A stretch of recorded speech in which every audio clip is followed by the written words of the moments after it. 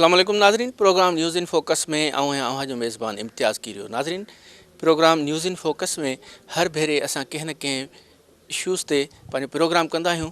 हिन भेरे जेको असां प्रोग्राम कयूं पिया पंहिंजो न्यूज़ इन फोकस, हीउ जेको शहीद बेनज़ीराबाद ज़िले में उन जे तालके सकरंड में क़ाइमु आहे ही तारीख़ी माॻ आहे दलेल कोट।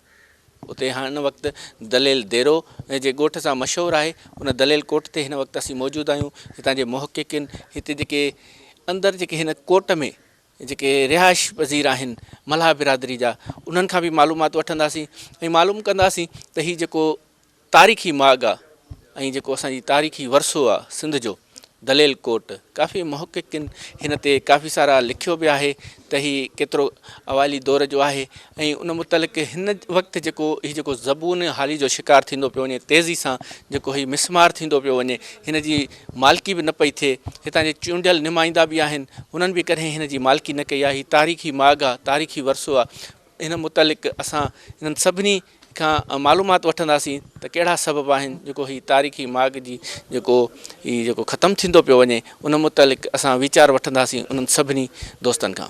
नाज़रीन, दलेल कोट जे मुतलिक़ असांखे शान मोहम्मद असां सां गॾु आहिनि। उहे वधीक ॿुधाईंदा त हिन जेको दलेल कोट आहे उन बारे में असांजे नाज़रीन खे ॿुधाइनि त हिन में जेको ज़बून हाली जो शिकार थी चुको आहे हिन वक़्तु, उन हवाले सां असांजे नाज़रीन खे ॿुधाइनि। महिरबानी भाउ। सभ खां पहिरीं त मां जेको तव्हांजो शुक्रगुज़ार आहियां, तव्हां असांजे जेको हिन थोरो टाइम ॾिनो, असांजे हिन तारीख़ी जेको विरसो आहे सिंध जो, उन लाइ तव्हां पंहिंजो क़ीमती टाइम कढियो। नंबर 1, जेका तव्हां ॻाल्हि कई त जेका ज़बून हाली आहे, बेसिकली हीउ सॼो जेको मां थोरो बीइंग मां पाण सिविल इंजीनियर आहियां, उन हिसाब सां मां तव्हांखे ॿुधायां हिकिड़ी हीउ सॼो जेको आहे कची मिटी जो ठहियलु आहे ऐं हिन में जो असांजी जीअं कांक्रीट जो स्ट्रक्चर्स हूंदियूं आहिनि, उन में असां जेको आहे स्टील विझंदा आहियूं सीमेंट सां गॾु न, या असांजा ॿिया जेके एग्रीगेट्स हूंदा आहिनि उन सां असां स्टील मिलाए उनखे रिइंफोर्समेंट ॾेई हिकिड़ो मज़बूत का स्ट्रक्चर ठाहींदा आहियूं। हीउ पंहिंजे दौर जो हिकिड़ो अज़ीम शाहकार ठहियलु आहे, जंहिंमें उन दौर जा जेके बहितरीनु इंजीनियर हुया, जंहिं पंहिंजी स्ट्रगल सां महिनत सां अर्शमेडिस जो हिकिड़ो रूल हुयो, उन हिसाब सां हिकिड़ी बहितरीनु डिज़ाइन कयो हीउ क़िलो।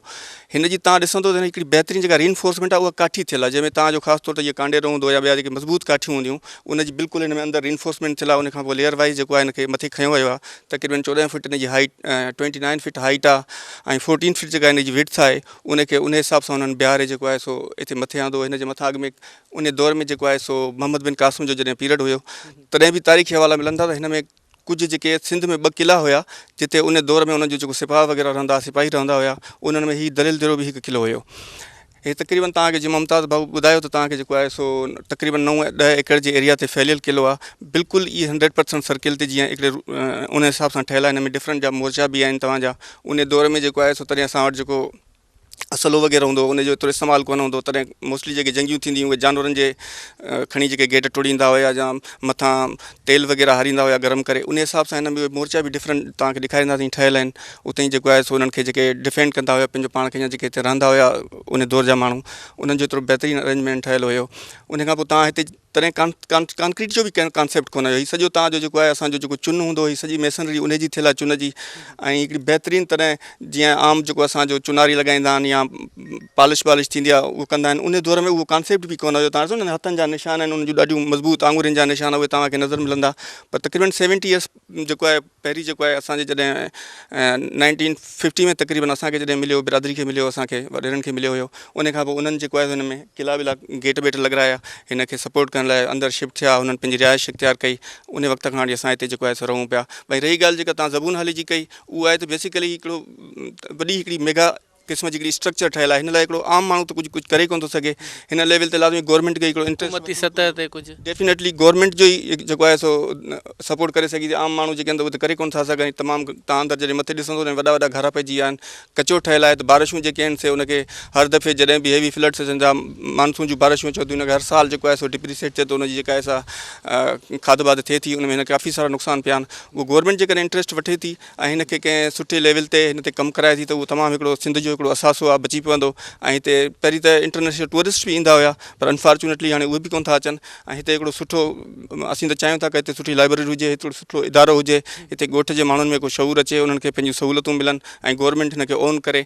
इहा त हिकिड़ी असां लाइ ख़ुशकिस्मती हूंदी ऐं असां जेको असांजी सॼी बिरादरी आहे उन्हनि सां फुल ताउन कंदी। नाज़रीन, मौजूदु आहियूं दलेल कोट में। नज़ीर उन्नड़ सीनियर सहाफ़ी असां सां गॾु, नौजवान दोस्त असां सां गॾु आहे। उन खां मालूमात वठंदासीं जेको दलेल कोट आहे तारीख़ी माॻ आहे ज़िले शहीद बन नज़ीराबाद जो ऐं जेको मिटी वारो ही कोट आहे उन मुतालिक़ असांजे नाज़रीन खे ॿुधाइनि। जी बिल्कुलु, ही कोट तमामु पुराणो आहे ऐं जेको मुहक़क़नि हूअं त कंहिंखे ॼाण न आहे पर जेको मुहक़क़नि उन्हनि हिन जी ॼाण ॾिनी आहे त ही 540 ईस्वी धारे जो आहे, सूर्या डायनेस्टी जे दौर जो आहे ऐं तक़रीबन जेको आहे हुननि जेको आहे सो ही हिकिड़ो सूरजनुमा गोलाई ते ही क़िलो तमीर कयो आहे।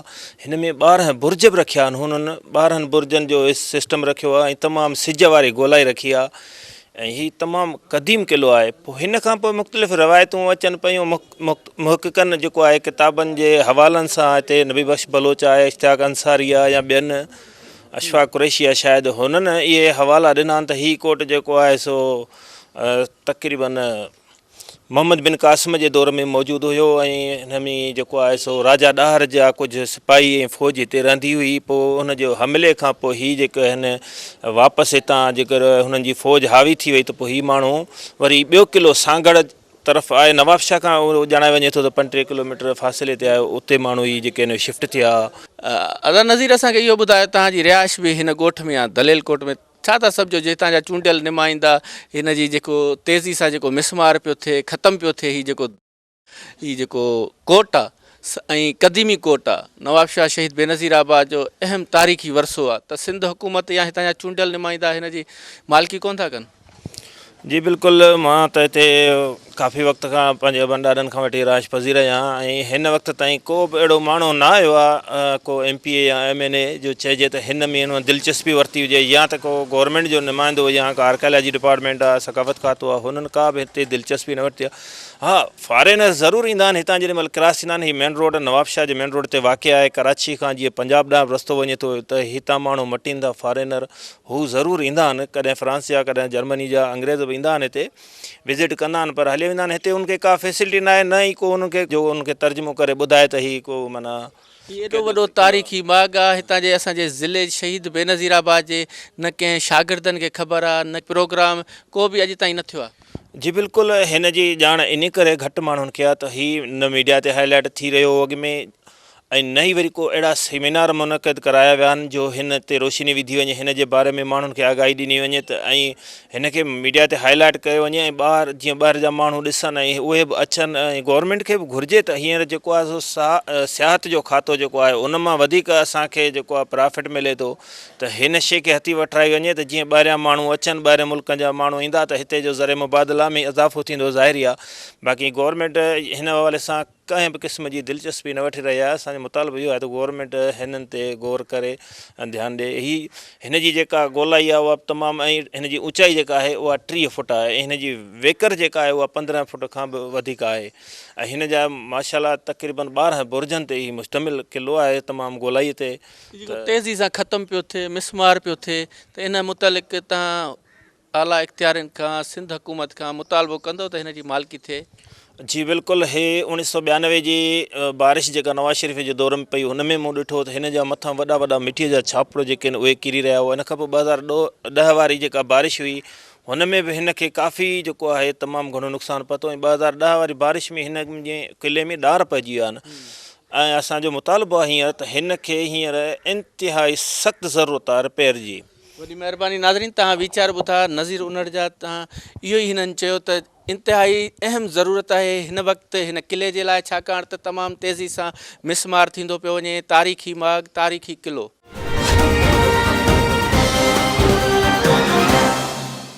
नाज़रीन, तारीख़ी बाग़ दलेल कोट, असीं मौजूदु आहियूं दलेल कोट जी उन दीवार ते जेका मिटीअ सां ठहियलु आहे। तारीख़ी बाग़ आहे असांजी सिंध जो। हिन वक़्तु असां सां गॾु सीनियर सहाफ़ी TV रेडियो जा मेज़बानी कंदड़ अब्दुल्ला भट्टी साहिबु। साईं जन खां मालूमात वठंदासीं हिन कोट जे बारे में।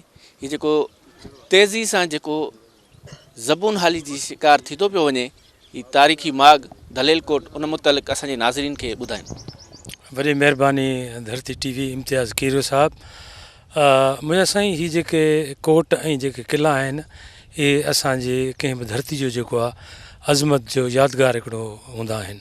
अहिड़े हवाले सां सिंध में जेके आहिनि ईअं खणी चइजे त पुराणे ज़माने में इहे जेके कोट क़िला हुआ, इहे कोट क़िला जेके न सिर्फ़ु जंगी ढालूं हूंदियूं हुयूं या ईअं खणी चई त इन जे आसपास के वॾियूं रहाइशूं हूंदियूं हुयूं ऐं हीअ दिफ़ाई तौर सां क़िला जेके आहिनि से ठहिया। इन खां अलावा तिजारती तौर ते बि क़िला जेके आहिनि से ठहियल आहिनि। कोट ऐं क़िला जेके आहिनि से तमामु सिंध में घणा मशहूरु आहिनि, जंहिंमें रनी कोट शामिलु आहे, उमरकोट शामिलु आहे, दलेल कोट शामिलु आहे। अहिड़ा खोड़ सारा कोट क़िला शामिलु आहिनि। किन क़िलनि में कंहिंखे खणी अची बंदि कयो वियो, के इश्क जे हवाले सां दास्तान सां मशहूरु आहिनि, त के वरी मारवी जे दास्तान सां मशहूरु आहिनि। जेकॾहिं असीं ॻाल्हि कंदासीं दलेल कोट जी, त दलेल कोट जेको आहे सिंध जे हाकड़े दरिया जे कंधी ते नज़र तव्हांखे अचे थो। जेकॾहिं हिन पासे असां ॾेखारींदासीं त दरिया हाकड़े जी जेका पुराणो जेको वहकिरो आहे, उन जा आसार ऐं निशान जेके आहिनि से वाज़े तौरु मौजूदु आहिनि। तारीख़ में जेकॾहिं तव्हां पढ़ंदव ऐं जेकॾहिं तव्हां ॾिसंदव त कोट या क़िला दरिया जे किनारनि ते ठाहिया विया आहिनि, छाकाणि त जॾहिं ॿाहिरियां जेके दुश्मन हमिलो कंदा हुआ त पोइ ढाल जे हिसाब सां उते दरिया ते बि उनजो मुक़ाबिलो कयो वेंदो त जीअं दरिया पार न कनि। रही ॻाल्हि असुलु जेका जंहिं माॻ ते असां बीठा आहियूं, हीअ सिंध जो हिकिड़ो तमामु पुराणो ऐं तारीख़ी माॻ आहे। उहा हिकिड़ी अलॻि शइ आहे त जेके तारीख़दान आहिनि उहे हिन कोट जी जेका उमिरि आहे ऐं जॾहिं खां हीउ ठहियो आहे उन ते अञा मुतफ़िक़ न थी सघिया आहिनि।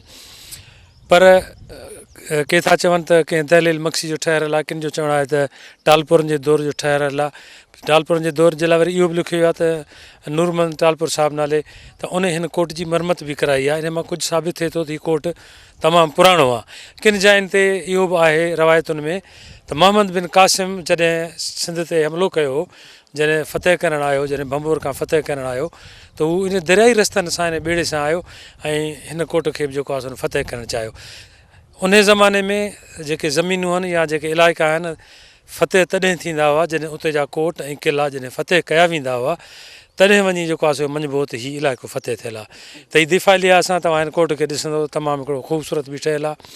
ऐं इन हवाले सां मोहम्मद बिन क़ासिम सां हिते कोट में रहंदड़नि काफ़ी 2 महीननि ताईं हिन सां मुक़ाबिलो कयो आहे, तमामु दीदा दिलेरी सां मुक़ाबिलो कयो। ऐं आख़िरी वक़्त में जेके आहिनि से रसद फ़राहम न थियण जे करे हिते भटी क़ौम जा माण्हू रहंदा हुआ, जेके हितां खां पोइ राजस्थान हलिया विया। हिन जे भरिसां ई चांहूं जो दड़ो तमामु जेको आहे सो मोहन जे दड़े खां पहिरियां हाणे उहा रिसर्च थी आहे, त उन खां पहिरीं जो आहे। त यकीन हिन इलाइक़े जी जेका अहमियत हुई, उन इलाइक़े जी अहमियत खे मदे नज़र रखंदे हीउ जेको आहे सो क़िलो ठाहियो वियो आहे। हीउ क़िलो इंतिहाई यादगार क़िलो आहे, इंतिहाई तारीख़ी क़िलो आहे। तव्हां हीउ ॾिसंदो त हिन जी जेका बीहक आहे उहा ॿिनि क़िलनि खां जेका आहे सा मुख़्तलिफ़ आहिनि। जूं किंगरियूं जेके आहिनि से हिकिड़े क़िस्म जो ऊचो ॻाठ खे बीठियूं आहिनि, जेके असांखे ॿुधाइनि था त असांजे सिंध जा जेके माण्हू हुआ, हीअ उन्हनि जी फ़न तमीरात जे हवाले सां बि असांजो इहा चिटी अकासी करनि था त सिंधी जेके आहिनि हिकिड़ा एॾा बहितरीनु हिकिड़ा सिंध जा रहाकू, तमामु हिकिड़ा ज़बरदस्त इंजीनियर हुआ, तमामु हिकिड़ा दिमाग़ रखंदड़ माण्हू हुआ, जिन हीअ एॾा ख़ूबसूरत ऐं बहितरीनु क़िला ठाहिराया। जेकॾहिं क़िले जी मौजूदा पोज़ीशन ते अचूं था त अखियूं रतरोइनि थियूं, छाकाणि त हीउ वॾो हिकिड़ो यादगार आहे ऐं असांजे मेन रोड ते आहे। जेकॾहिं हिन क़िले खे ज़ाहिर कयो वञे ऐं हिन खे तफ़रीह गाह बनायो वञे, हितां जे रहवासियुनि खे जेकॾहिं ॿिए तरफ़ एडजस्ट कयो वञे, त मां सम्झां थो हीउ जेको तारीख़ी आसार आहे हिन खे बचाए बि सघिजे थो। ज़िले इंतिज़ामिया खे खपे त हिन जी मालिकी कनि, या सिंध हुकूमत खे घुरिजे त हिन तारीख़ी माॻ जी मालिकी कनि त जीअं हीउ बची सघे। बिल्कुलु आर्कियोलॉजी वारा जेके आहिनि ऐं सिंध जो सकाफ़त खातो जेको आहे, उन ते इहा ज़िमेदारी आहे थिए थी, हितां जे चूंडियल नुमाइंदनि ते इहा ज़िमेदारी आहे थिए थी, छाकाणि त हितां जा उन्हनि ते इहो फ़र्ज़ु आहे त हीउ जेको एॾो बहितरीनु क़िलो आहे ऐं इन खे हिकिड़ो तफ़री माॻ बि बनाए, हिन जी तारीख़ हुजे जीअं ॿियनि क़िलनि जी आहे। हितां जा जेके रहवासी आहिनि ॾाढा भला माण्हू आहिनि, ज़बरदस्त माण्हू आहिनि। जेकॾहिं हुनखे अहिड़ियूं सहूलियतूं साॻियूं सहूलियतूं जेकॾहिं ॿिए हंधि ॾिनियूं त मां सम्झां थो हलिया वेंदा। त ज़रूरत इन ॻाल्हि जी आहे त हिन तारीख़ी माॻ खे बचाइण जे लाइ हिन जी जेको आहे सो रिपेयर बि थियणु खपे, मरमत थियणु खपे ऐं हिन तारीख़ी माॻ खे बचायो वञे। MNA गुलाम मुस्तफ़ा शाह आहे हिन तक PSNA 214 जो, त छा था सम्झो उनखे हिन क़िले तरफ़ ध्यानु छिकणु घुरिजे?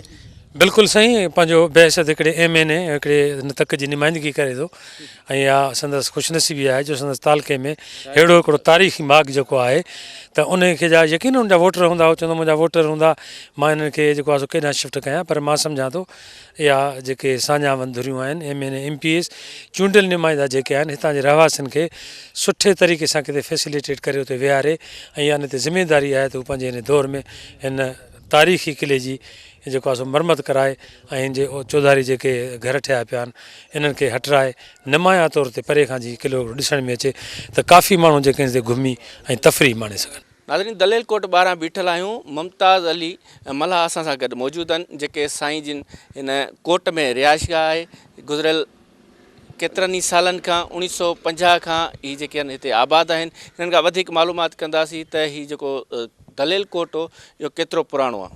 अदा ही किलो इश्तियाक अंसारी जेको लेखक आहे असांजो उन जे चवण मुताबिक़ जेको आहे सो ही 1200 साल पुराणो आहे। त ही सूरज जा पुॼारी माण्हू जेके सूर्य देवता जंहिंखे चवंदा आहिनि उन जा पुॼारी माण्हू जेके ही सर्किल में ठाहियूं या जेके बि ही मोर्चा ठहियल आहिनि उहे बि सर्किल में आहिनि। इन करे जेकॾहिं ड्रोन कैमरा जो तव्हां मंज़र ॾिसंदव न त बाक़ाइदे पलकार सां सर्किल ठहियल आहे। को बि किथां को घाटो वाधो नज़र न ईंदो तव्हांखे। ऐं उन चवण जे मुताबिक़ 1200 साल पुराणो आहे। असांजे वॾनि मुंहिंजे वालिद हाजी धणी बख़्श या चाचो मोहम्मद उस्मान 1942 में मूव कयूं जेको आहे सो एप्लीकेशन त भाई ही किलो असांखे ख़रीद करे ॾिनो वञे गवर्नमेंट ब्रिटिश गवर्नमेंट खां। उन खां पहिरियां किथे तव्हां रहंदा हुओ? उही असांजी साइड में माना बफर लांघे खां परे ठहंदासीं किलो ॿाहिरां ओलह तरफ़। 1942 में जेको आहे किरांट थी एप्लीकेशन 42 में जेको आहे ज़मीन ख़रीद कयूं अंदरी वरी दीवार ख़रीद कयूं पोइ उन खां पोइ वरी 2-4 साल कंस्ट्रक्शन में लॻा 1950 में सेटल थियासीं हिते अची माना पाकिस्तान ठहियो त पोइ ठहण खां पोइ सेटल थिया आहियूं। 1946 में सभु रजिस्ट्रियूं ॿियूं सभु क्लियर थियल आहिनि। सभु तव्हांजे नाले? हा असांजे वॾनि जे नालनि ते। हीअ भला किलो या दीवारी केतिरे मतिलबु हिन जो आहे एराज़ी?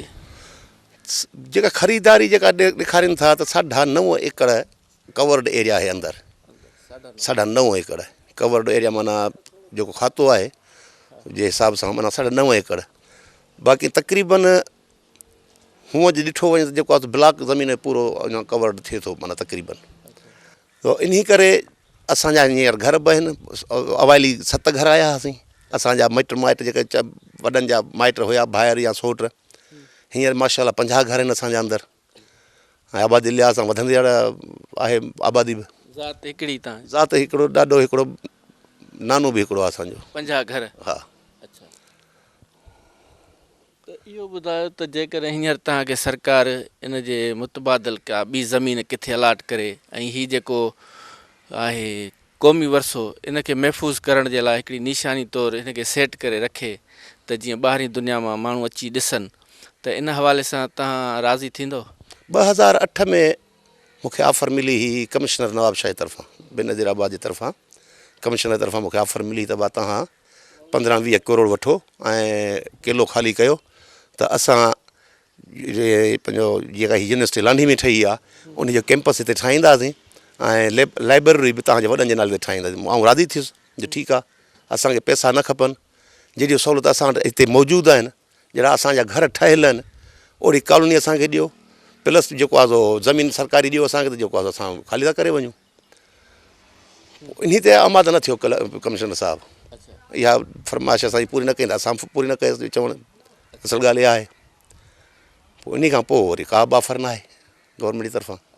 हा हिनखे को नुक़सानु भला रसियो आहे किले खे? इहा नुक़सानु ॾियूं था छो त कची मिटी आहे बारिशूं घणियूं थियूं पवनि त जेको आहे वधि में वधि नुक़सानु थिएसि थो। 2010 वरी जेका बारिश पई हुई त उन में तमामु घणो नुक़सानु थियो अथसि। हीअ जेके पोर या हीअ जेके पहाड़ूं खाधलूं आहिनि 2010 खां पोइ जेको आहे इन में शुरूआति थी आहे जेको आहे कलर जी या जेको आहे टुटण फुटण जी छो त बारिश तमामु घणी हुई 2010 में इन करे जेको आहे नुक़सानु थियो आहे। मिटी सां गॾु ॿियो छा आहे हिन में काठी आहे छा? हीअ पिंजरो जेको अॼु लोह जो ॿधूं था न उहो काठ जो ॿधल आहे पिंजरो। उन में मिटी अंदरि उछलियल आहे पिंजरो ॿधी हीअ जीअं जेका काठनि जो आहे निशान न इहो पिंजरो ॿधल आहे उनमें लोह जा किला लॻल आहिनि उन में अंदरि मिटी भरी वई आहे। गेट घणा आहिनि? गेट त ही 5-7 हुअसि पर नंढा नंढा गेट मेन गेट हीअ हुअसि हिकिड़ो असां साइड गेट ॿियो बि छॾियो अथसि बाक़ी बंदि कराए छॾियासीं गेट सभु 5 गेट आहे 4 माना रसद जे लाइ जेका मिटी अचे या हुन पासे खां फेरो न थिए मिटी अंदरि अचे कंस्ट्रक्शन जारी रहे। हा इन लाइ करे 4-5 गेट रखिया हुआ। ॿियो को तव्हांखे ज़रूरत को हुकूमत खां मुतालबो? साईं गवर्नमेंट त हाणे वसवारी आहे त जेको आहे ठहियल बि ड्राहियल बि ठाहे छॾे पर हाणे लॻे कोन थो असांजी सिंध गवर्नमेंट को अहिड़ो आयल हुजे जेको आहे को माण्हू जेको क़दीमी सकाफ़त जे हवाले सां तारीख़ी माग आहे सकाफ़ती शयूं या तारीख़ी मागनि खे महफ़ूज़ कनि लॻे नथो, छो त मोहन जोदड़ो जेको आहे फिटाए छॾनि वधीक इन खां हीअ त क़ीमत ई न आहे, उन्हनि जी हालति ख़राबु आहे। सो तवको ॾाढी घटि थी ॾिसिजे गवर्नमेंट सिंध खां जेको आहे या पाकिस्तान गवर्नमेंट खां। जेकॾहिं बचाइण चाहिनि त ताउन कंदव? ताउन करण लाइ तयारु आहियूं, बिल्कुलु कंदासीं ताउन।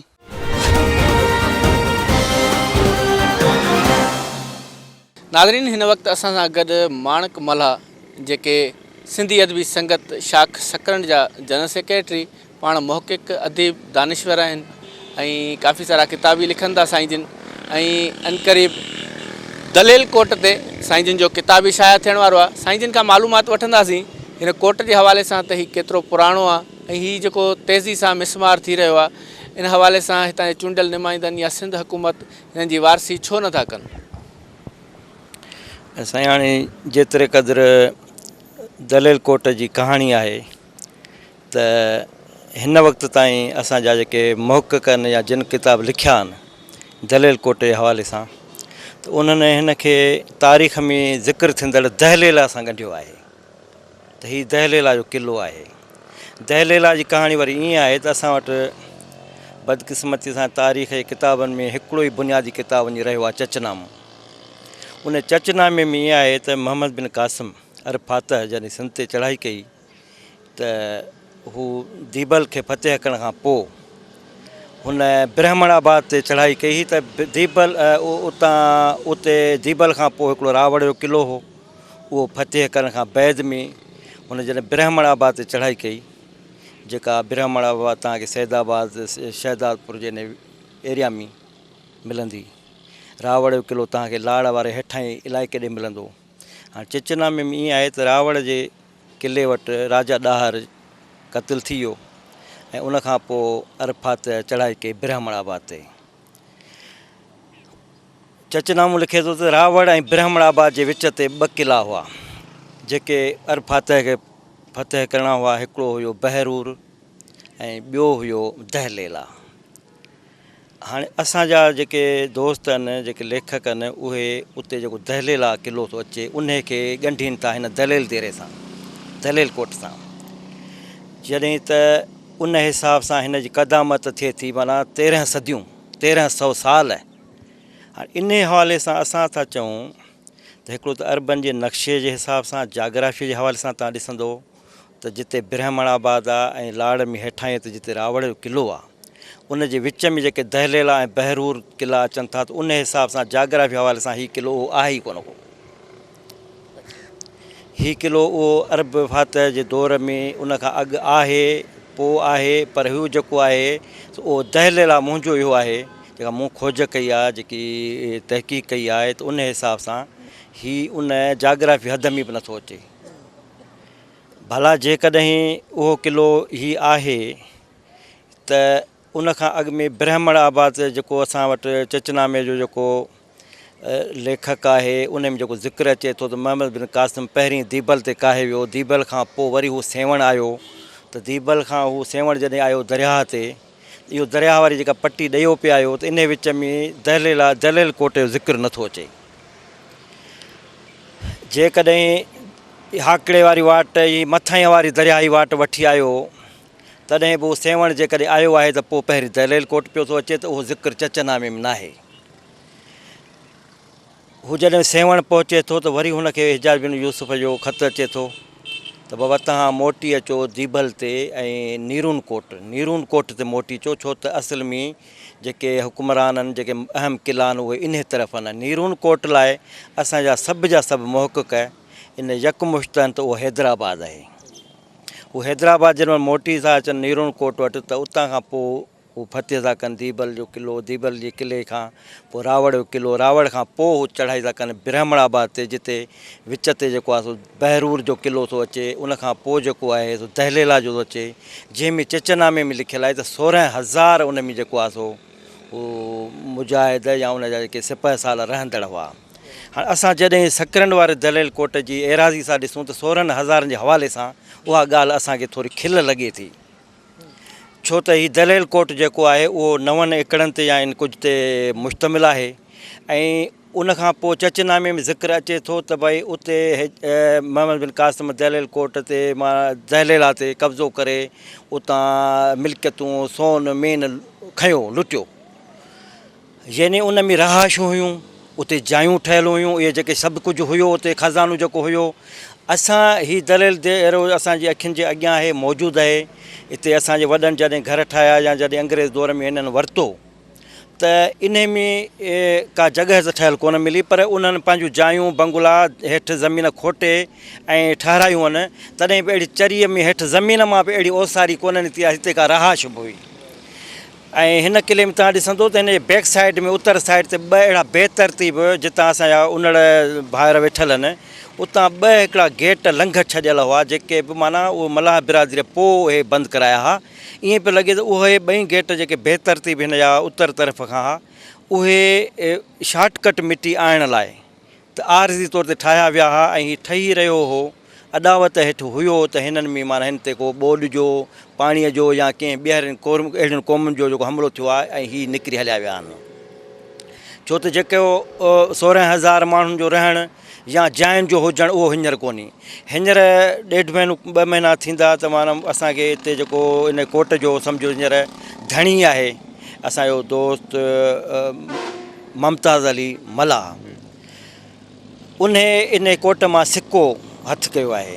उहो सिक्को मूं वटि मौजूदु आहे ऐं उहो सिक्को मुग़ल शाही दौर जो पियो लॻे, जेको अंदरां कोट मां मिलियो आहे। उहो टामे जो सिक्को आहे। त असां चऊं था त हीअ पहिरीं त इहा ग़लतफ़हमी जेका आहे उहा दूरि थियणु खपे त चचनामे में जेको ज़िक्र थियल आहे दहलेल आहे, उहो को हीअ दलेल कोट आहे। असांजा दोस्त चवनि था इन मां हे निकिरी वई, पोइ इहो दहलेल थी वियो। बाबा हू आहे दहलेला, पछाड़ीअ जेको अलिफ वारो अख़र आहे उहो त पोइ बि दलेला त थींदो न। हीअ असां वटि अॼु ॾींहं ताईं सॾिबो थो अचे दलेल देरो। अंग्रेज़नि जेके असां वटि रेवेन्यू जो रिकॉर्ड ठाहियो आहे उन में बि धीअ यूनियन जे हवाले सां इहे सभु शयूं जेके आहिनि दलेल देरे जे नाले सां आहिनि। उन जे लाइ हिन ते नालो कंहिं कोट ठारायो, हिन जो असुलु नालो छा हो उहा त ख़बर न पइजी सघी आहे। पर हिकिड़ी ॻाल्हि आहे त अलाह लोक माण्हू को हिते इन रस्ते ते गस ते पाणी पीआरींदो, मानी खाराईंदो, उनजो दलेल ख़ान नालो हो। उन निस्बत सां हिन ते नालो त इहो सॾियो आहे दलेल वारो देरो, उहो हंधु। असां वटि चाहूं जो दड़ो आहे। अॼु बि उते का बि क़ौम का बि अहिड़ी कोन थी मिले। पर 1935 में जॾहिं डॉक्टर मैकी अंग्रेज़ जो चाहूं जो दड़ो, उहो बि सकरनि में आहे, दलेल देरे साम्हूं ई आहे। विच में जहिड़ो करे इहो वॾो वाह अथसि, न त जो 2.5-3 किलोमीटर विथी आहे। त उहो चाहूं जे दड़े ते जेको असां नालो रखियो वियो, उहो अंग्रेज़ निस्बत रखंदा आहिनि त कंहिं इलाइक़े खां पुछंदा आहिनि त बाबा हीअ जेको आहे इलाइक़े हिन दड़े खे असां छा सॼूं, हिते वेझो कहिड़ो को ॻोठु या वग़ैरह।